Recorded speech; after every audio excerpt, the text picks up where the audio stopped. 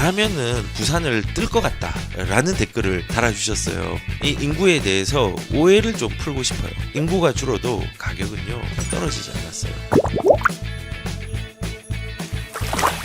이 말을 오늘 하고 싶었어요. 어떤 분이 이제 댓글을 달았어요. 제가 저번 영상에 이제 부산 거를 우리 편집자님이 편집을 해주셨더라고요. 그래서 부산에 대한 얘기를 이제 하는데 댓글 중에 뭐 10년, 20년이 지나면은 인구는 엄청나게 크게 줄 거고, 뭐 학교도 그렇고, 직장도 없어지고, 나라면은 부산을 뜰 것 같다라는 댓글을 달아주셨어요. 그런데 저는 개인적으로 요거를 영상으로 한번 얘기를 해주고 싶었어요. 보통 하락이라든지 가격의 불안정성에 대해서 공포스러워하는 사람들의 공통점이 뭐냐면요. 인구예요, 인구. 근데 이 인구에 대해서 오해를 좀 풀고 싶어요. 부산은 좋은 입지입니다. 그리고 분명한 거는 확실히 인구가 많이 줄었고 앞으로 더 많이 줄어들 거라는 거예요. 하지만 떨어질 곳은 떨어지지만요. 그 결과가 뭔지 아세요? 양극화예요. 부산이 다 떨어지는 게 아니라요. 양극화가 되면서 가격들이 격차를 벌이는 거예요. 올해의 가격들이 올라간 데를 보면요. 우선은 서울 경기가 제일 많이 올랐고요. 인천하고 그리고 부산도 많이 올랐어요. 부산도 수요층이 있기 때문에 오르는 거예요. 그리고 수요층이 있기 때문에 대세 상승장이나 급등장에서는 크게 반응하는 거예요. 재작년에는 수영구가 좀 반응을 많이 했고 남구 쪽하고 그 다음에 작년 2021년도 해운대 쪽이 또 반응을 좀 많이 했어요. 이 댓글에서 우선은 일자리에 대해서 얘기를 하는데 부산의 일자리 지금 사실 그렇게 생각하면 돼요. 20년 동안 부산에 좋은 일자리가 있었나요? 없었습니다. 사실은 부산은 일자리로 지탱은 한 게 아니라 또 다른 매력으로 지탱을 하는 거예요. 그래서 부산 같은 경우는 제가 작년 재작년에 부산 영상을 보시면은 바닷가 라인 쪽에서 가격들이 움직임이 이제 파동이 시작된다라고 얘기를 많이 했어요. 그러니까 해운대라든지 수영이라든지 뭐 남구 쪽이라든지 이런 데의 파동들이 되게 클 거라고 얘기를 했거든요. 그래서 조금 다른 개념이에요. 그런데 이렇게 문화라든지 관광이라든지 그 이제 경관, 바다 경관에 대한 수요층이 두터운 이 부산에서 일자리가 당연히 20년 동안 많이 없었습니다. 없었지만은 희망적인 건 뭐냐면은 부산의 일자리가 센터미가 진행이 되고 있잖아요.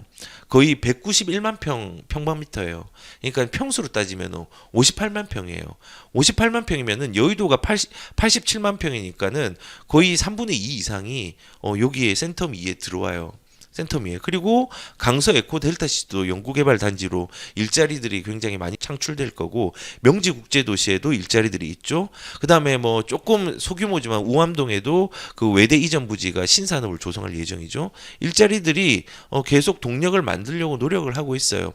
그렇게 되면은 인구 유출을 절대적으로 막을 수는 없지만요. 조금은 지연시키거나 줄일 수 있는 부분이 있다고 저는 생각해요. 그래서 댓글 중에서 일자리에 대한 부분들은 이렇게 좀 말씀을 드리고 그리고 지금 인구가 줄어도 부산의 부동산의 가격은요. 많이 줄었지만 떨어지지 않았어요. 그리고 부산뿐만 아니라 대구가 지금 조정장이긴 하죠. 조정장이지만은 절대적으로 10년 전하고 지금하고 비교해 보세요. 대구가 떨어졌나요? 엄청 많이 올랐습니다. 근데 인구는 많이 떨어졌거든요. 그리고 실질적으로 지금 경기도 외에는 많이 그 인구들이 줄어들었어요. 보시면은 대전도 보세요. 대전의 크로바 아파트라든지 구축 중에 재건축 대장 아파트 보세요. 가격들 어마어마합니다. 근데 대전을 보시면요. 전체적으로 가격들이 많이 올랐지만요. 대전도 인구가 떨어지고 있습니다. 근데 가격이 떨어졌나요? 그리고 더 이제 핵심적인 지역들 서울입니다. 서울이 어느 순간 1000만을 넘어가더니 지금 1000만에서 계속 이제 인구들이 떨어지고 있어요. 근데 결론은 뭐냐? 인구가 떨어졌는데 가격들이 떨어졌나요? 엄청 올랐습니다. 지금 2017년도 문재인 정부가 들어온 때가 1000만이었는데 지금 990만으로 내려갔죠. 그러면 가격이 이만큼 떨어져야 되는데 떨어졌나요? 아닙니다. 가격들이 많이 올랐습니다. 그래서 이 인구가 감소하는 부분들 자체가 뭐 절대적으로 막 300만인 인구가 한 10만으로 됐다. 이러면 떨어집니다. 근데 그거는 제 생에는 없을 것 같아요. 없다면은 가격들은 떨어지지가 않습니다. 그리고 인구는 떨어지지만 세대수는 늘어나고 있어요.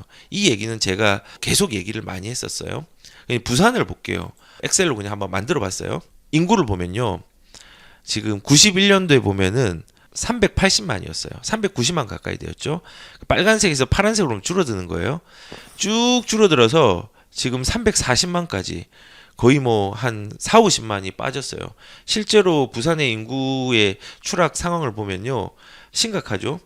그리고 2035년, 2040년 정도 되면은 빠지는 속도가 지금보다 조금 더 빠른 걸로 제가 통계에서 확인을 했어요. 근데 인구는 줄어들지만요. 세대 수는 늘어나요. 최초에 우리가 91년도에는 100만 세대가 있었는데 지금 한 번도 떨어진 적 없이 지금 150만으로 50만 세대가 늘었거든요. 그러면은 우리가 개인이 집이 필요한 게 아니라 단위가 세대별로 집이 필요한 거예요. 세대가 늘은 거는 옛날에는 5인 가족이 뭐 살고 4인 가족이 살고 하지만 지금 2인 가족, 1인 가족 계속 분화가 좀 많이 되었잖아요.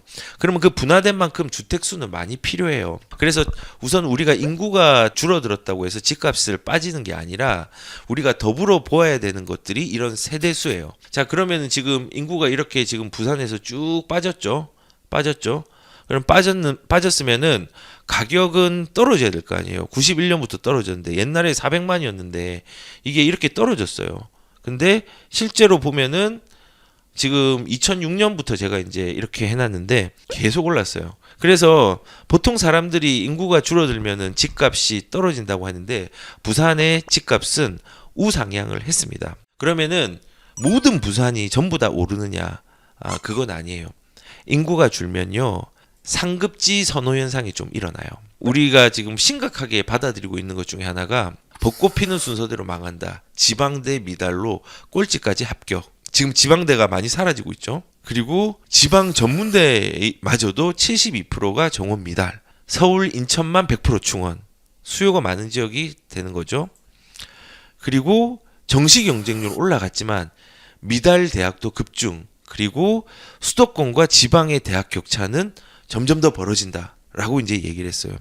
이게 제가 왜 지금 갑자기 대학 얘기를 하냐면요. 부동산도 이렇게 적용을 해야 돼요. 서울에 있는 대학교, 특히 서울대학교 인구가 준다고 해서 미달이 될까요? 그리고 서울에 있는 대학교 중에서 서울대학교의 입학 정원을 1000명을 늘렸어요. 공급을 늘렸잖아요. 근데 거기는 수요가 워낙 많기 때문에 그래도 미달이 안 됩니다. 그리고 이 1000명의 인원들을 늘리면은 원래 연대를 가려고 하거나 고대를 가려고 했던 사람이 서울대로 오겠죠.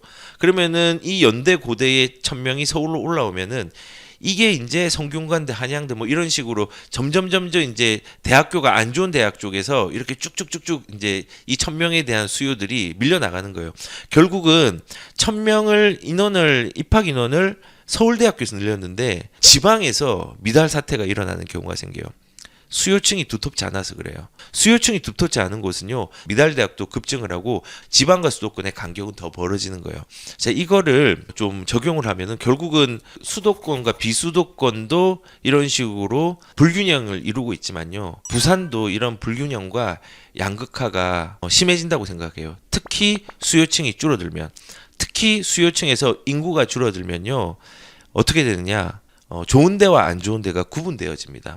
그러니까 예를 들어 가격대를 한번 보세요. 가락타운 3차 아파트 있죠. 얘를 전체 기간을 놓고 보면은 처음에 1억 400만 원, 한 1억 돈 됐죠.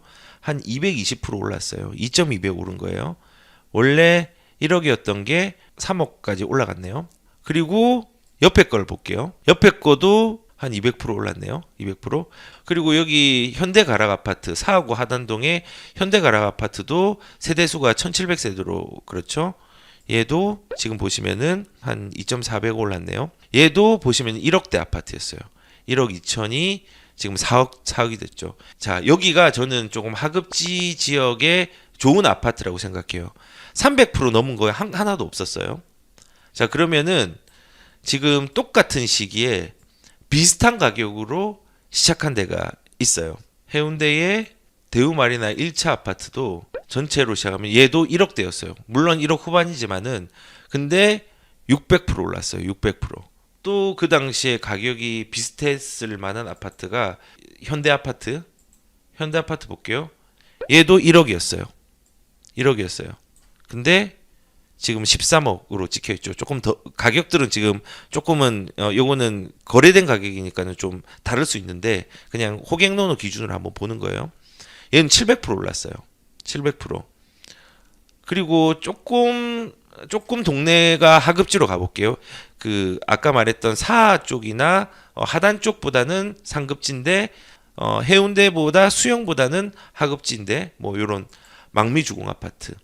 얘도 30평 기준으로 전체 기준으로 보면은 얘도 1억대였어요. 가격대가 1억대로 다 비슷했죠. 2006년도에.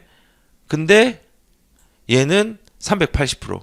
아까 하급지에서는 300% 이상의 상승률을 보인 데가 없었어요. 3배 이상.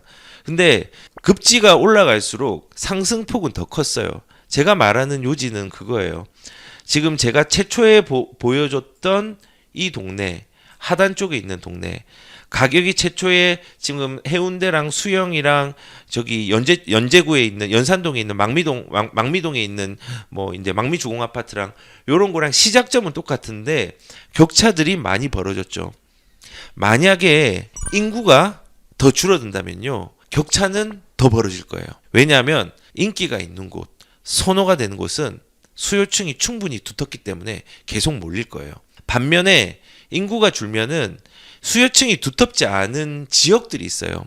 그 지역들도 가격은 오르겠지만은 가격의 오른 폭 자체가 상급지에 있는 상승의 폭보다는 좀 작을 거라고 생각해요. 그냥 이렇게 생각하면 돼요. 처음에는 각도가 1도 정도 차이 났어. 요게 요렇게 이제 벌어진 거예요. 근데 이렇게 보면은 별로 서로 많이 안 벌어진 것처럼 보이죠. 근데 이거를 쭉 선을 연장을 해봐요. 연장을. 그러면은 연장을 하면은 여기는 이렇게 가는데 여기는 이렇게 쭉 올라가면서 간격이 처음에는 요만큼 있다가 더 이렇게 벌어지는 거예요. 이게 인구가 줄어들면요, 뭐 다른 경제상하고 결합해가지고 가격들의 양극화들이 심화되는 거예요. 그래서 저는 결론적으로 지금 부산에 대해서 뭐 인구가 줄어들고 뭐 직장이 없어지고 그래서 가격들이 떨어질 거라고 많은 사람이 생각하는데 떨어지는 것보다 가격이 오르는 속도가 지역별로 다른 거고 인기 좋은 데는요 수요층이 두터우니까 계속 올라가는 거예요.